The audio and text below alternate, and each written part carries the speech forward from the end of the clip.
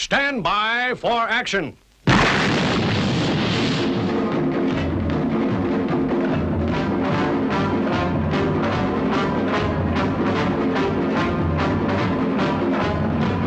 We are about to launch Stingray.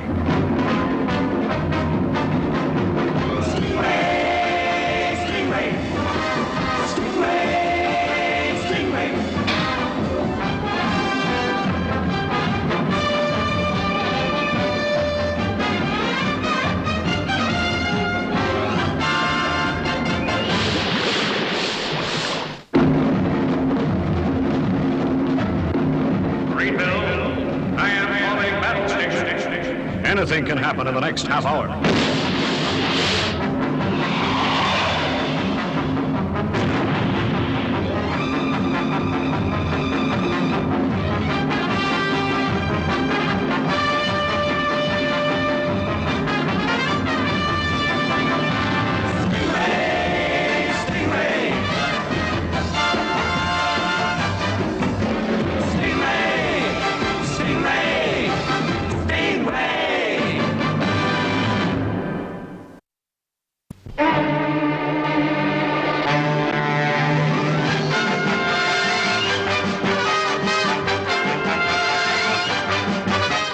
There was a full-scale emergency in operation.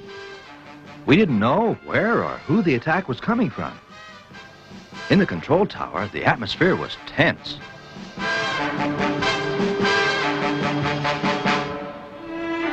At last, the moment had come. Bones had sighted the enemy.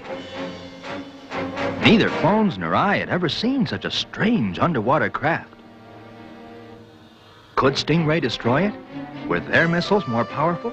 Who would win the battle? These thoughts raced through my brain. There was no time for answers. The enemy was attacking. We had just 3 seconds to fire the Sting missiles.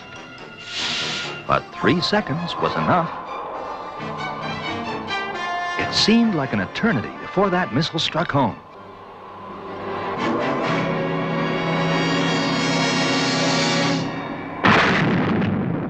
But it was only a few seconds before the missiles connected with their target, and we watched the enemy crash to the seabed.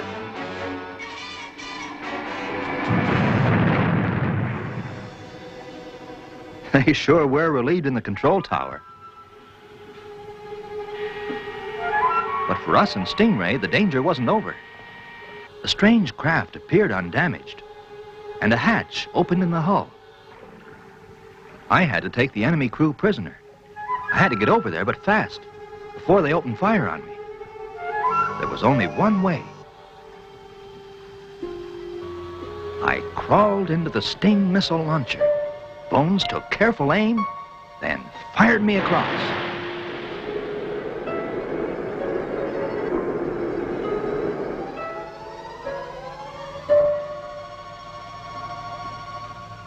I was in the enemy ship. I'd hurt my arm coming through the hatch. I felt pretty bad.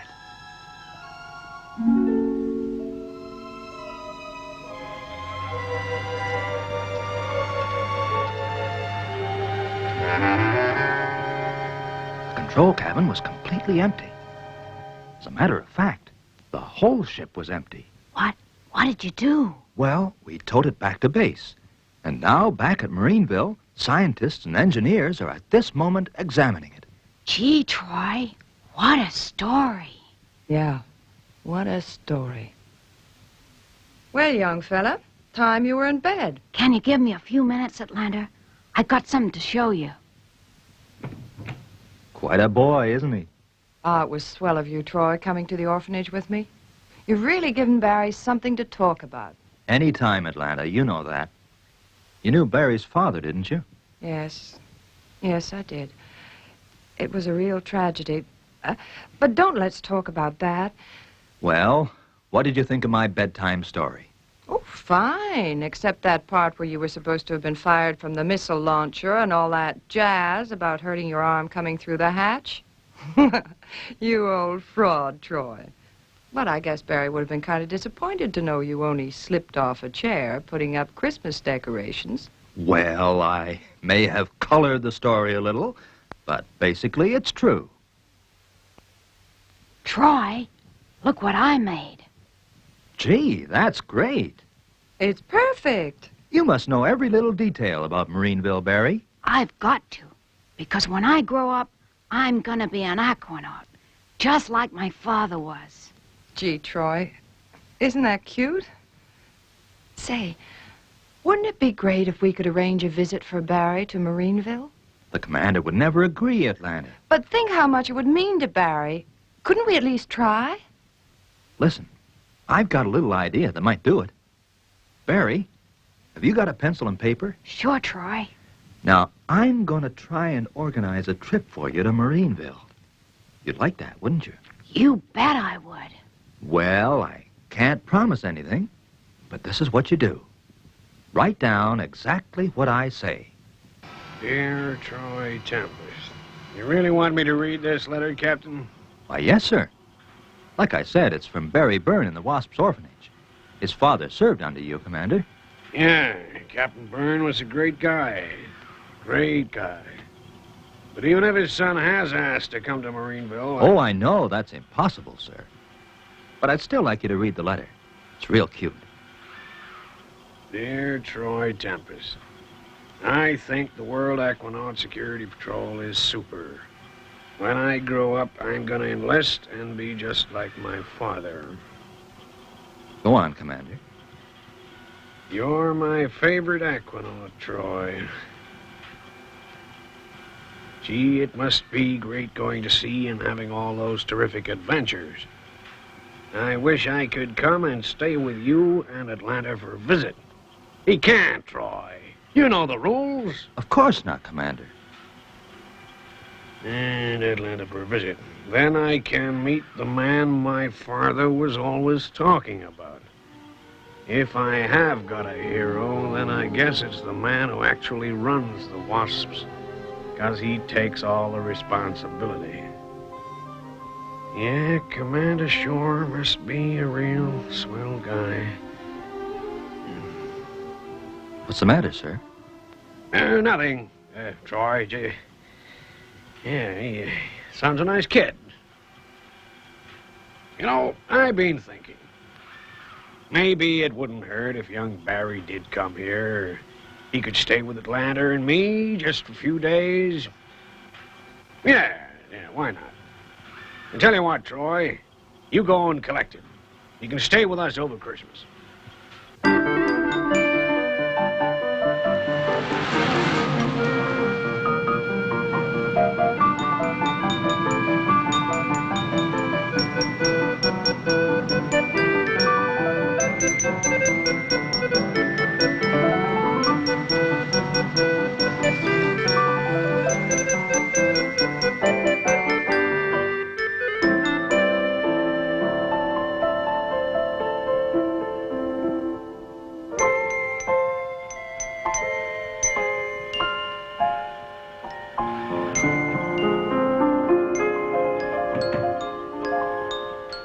Here you are, Barry, the control tower. Now you've seen everything. Gee, just take a look at that console. Well, that completes the tour. And boy, am I beat. Barry's obviously enjoyed it. Where's the commander got to? He's with Troy. They're checking out that enemy craft that was towed in.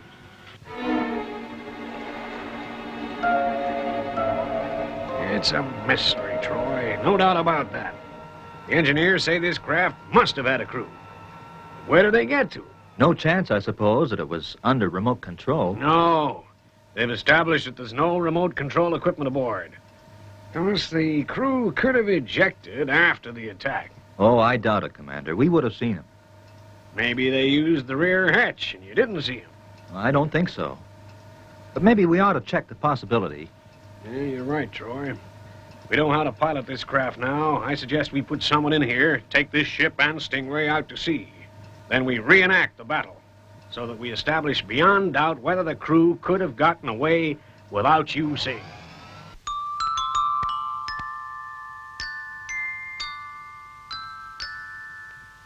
But how could the crew have got away without Troy seeing them? You can do your figuring in bed, young man. It's way past your bedtime. I better say good night. Otherwise, Santa Claus will go right past. Good night, boy. Good night. Good night, Barry boy.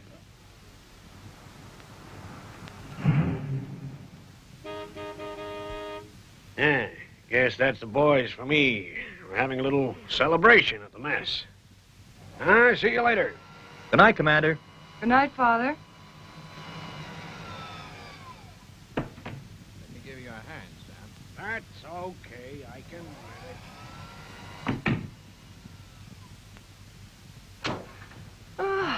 At last we're alone, Troy. Well, you don't seem very pleased about it. Is anything the matter? Sorry, Atlanta. I was thinking about that enemy ship. If there was a crew on board, they might have escaped ashore. In fact, they could be walking around Marineville right now. Oh, don't, Troy. Come on, cheer up. It's Christmas Eve. Hush. Listen. Quick, turn out the light, Atlanta.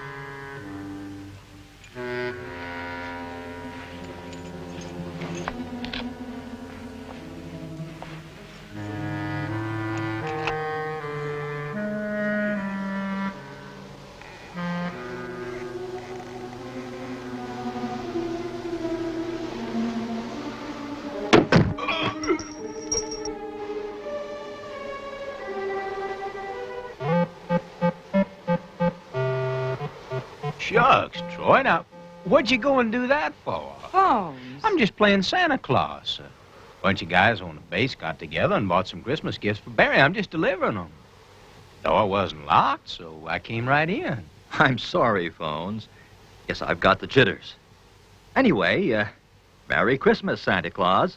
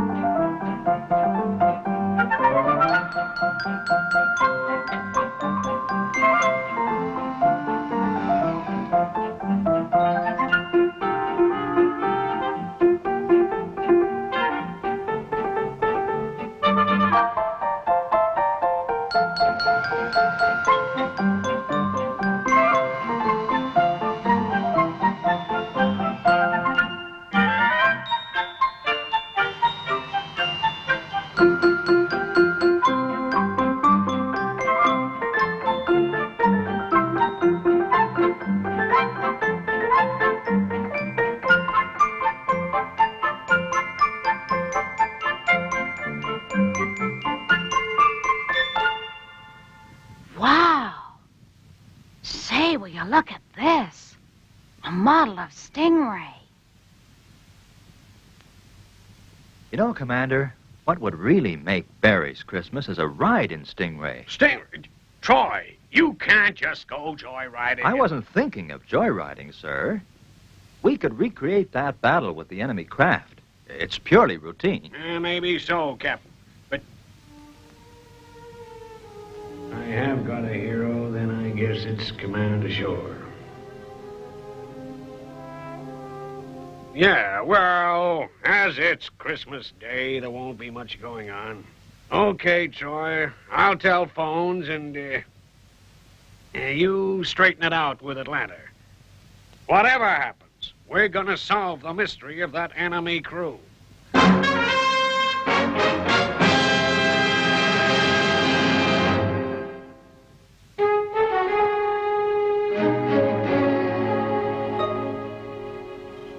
Stand by, Troy. Sounding launch stations. Okay, Barry? Yes, Captain. And let's Let's go.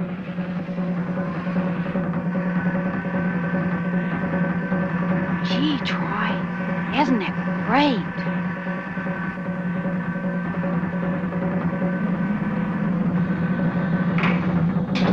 Releasing injector tubes. Injector tubes.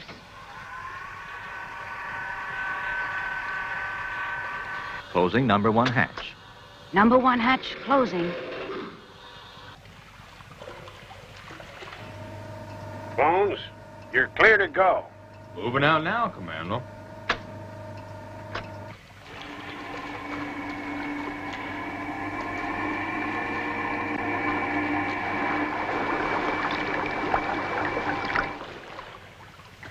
Stingray, you're clear to go.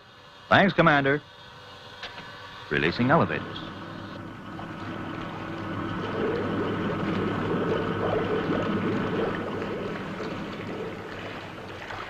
Troy and Phones, proceed to designated area and contact me when in position. PWOR, Commander.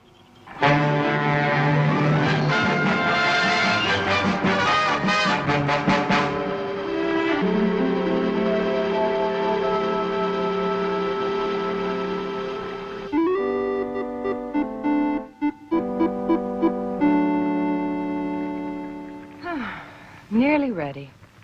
Is the chestnut dressing coming along okay, Marina? I guess they're really going to enjoy this when they get back. Though it was a pretty dirty trick, them sneaking off like that.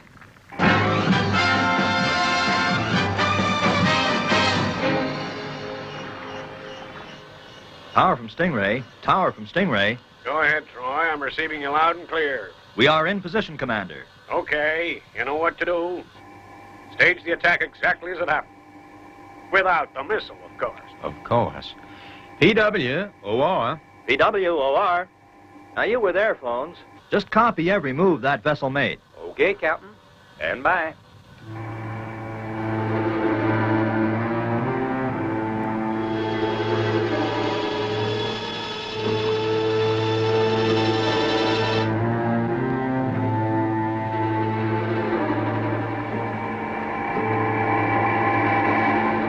This is where we fired the missile, Phones. Right, Troy. Then the ship would have been hit. Now.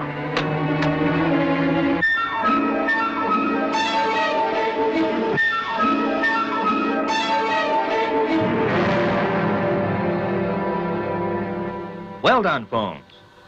Now, this is where you swim across. That's it, Phones. But Troy, you told me you were fired out of the missile ejectors. Yeah, well, that's what he really meant. Well, now you've seen it all, Barry. But aren't you going to shoot through the missile ejector like you did before? Well, no, not this time. I better call Marineville. Well, I think we've proved conclusively that the crew could not get out of that ship unseen, Commander. Did you have it in view the whole time, Troy? Oh, we sure did. Yep, we sure did. If anybody'd left that ship, they would have been seen. Well, it sure is a mystery. Okay, you can make your own way back. We'll give the problem back to the engineers. PWOR. And what did happen to the crew?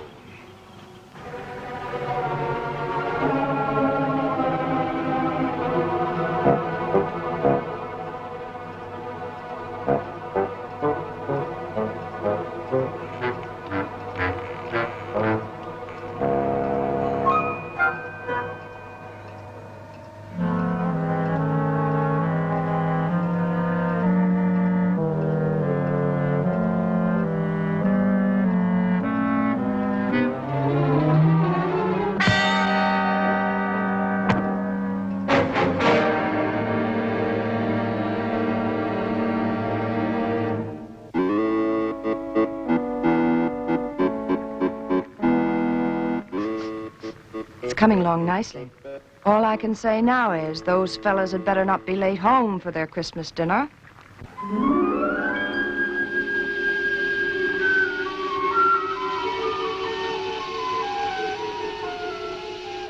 Say, Troy, why hasn't Phones answered your radio call? He's got a receiver. I don't know, Barry. Maybe it's developed a fault. We'll give him a few minutes to fix it.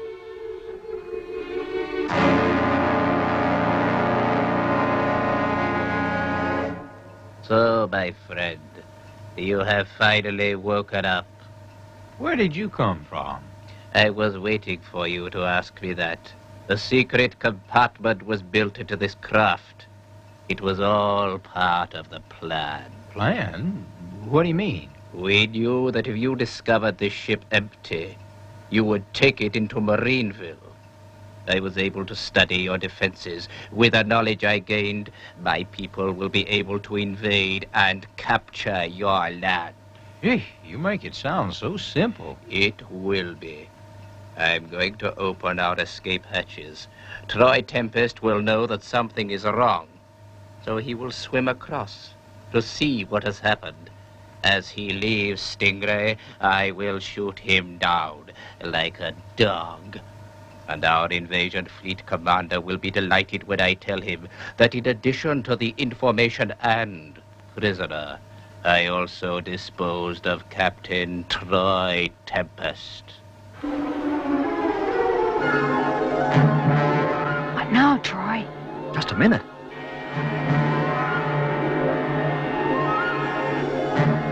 Now, why would phones want to open the hatch, Barry? There's something very wrong over there. What are you gonna do, Troy? I'm going to investigate.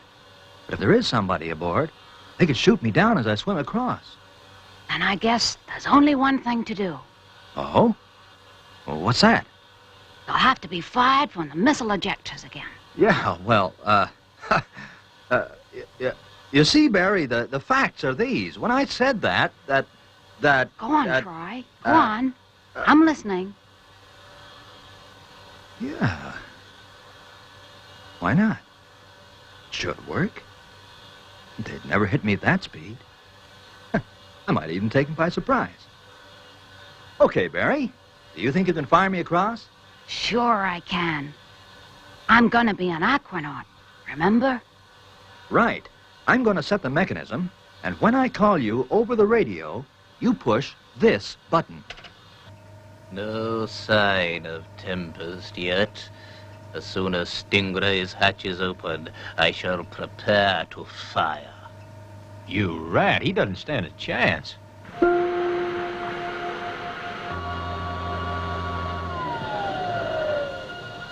Okay, Barry. I'm ready now.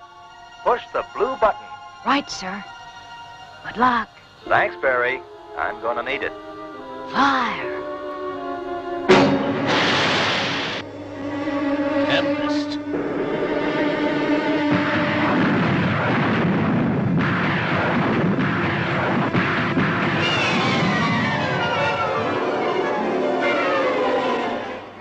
He's in the airlock.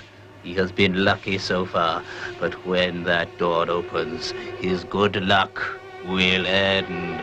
I wouldn't be too sure about that.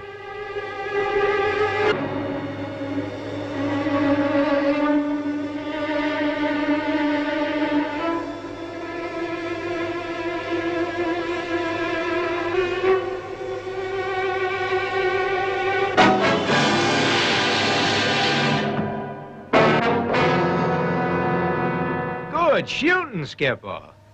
He's going to be okay. I've only winged him. Well, phones, I guess we've got a surprise Christmas present for the commander.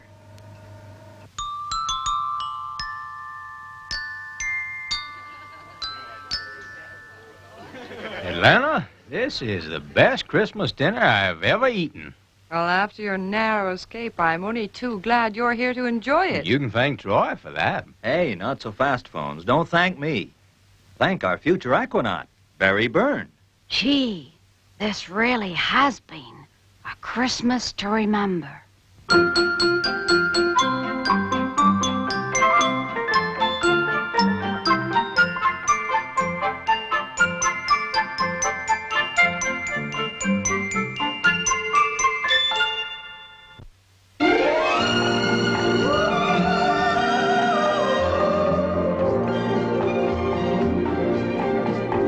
Marina, aqua marina, these strange enchantments that start whenever you're near. Marina, Aqua Marina, why can't you whisper the words that my heart is longing to hear? Your magic to me, a beautiful mystery. I'm certain to fall, I know, because you enthrall me so. Marina, Aqua Marina, why don't you say that you'll always stay close to my heart?